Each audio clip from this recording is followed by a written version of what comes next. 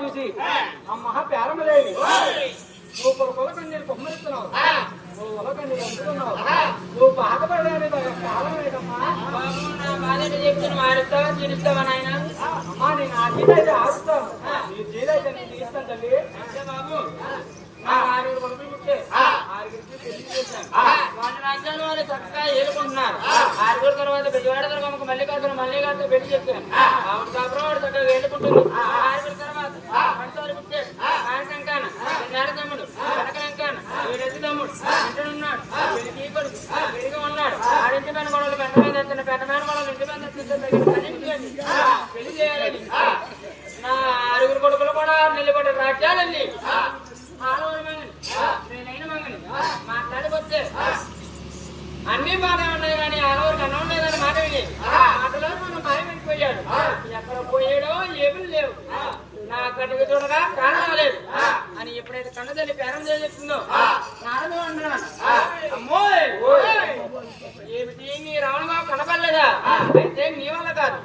నా వల్ల కాదు తన మీద ఉన్నా ఇళ్ళ వల్ల కాదు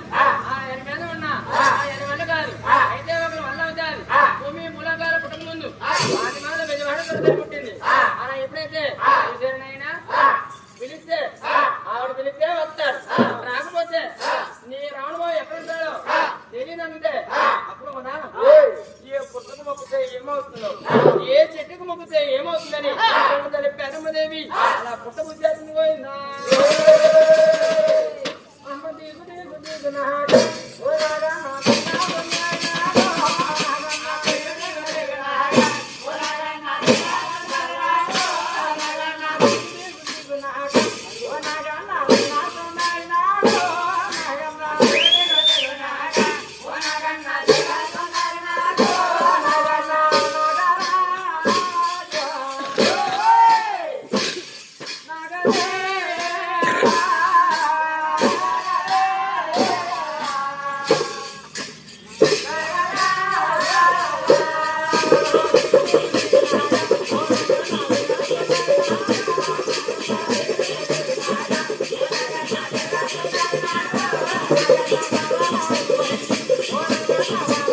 Thank you.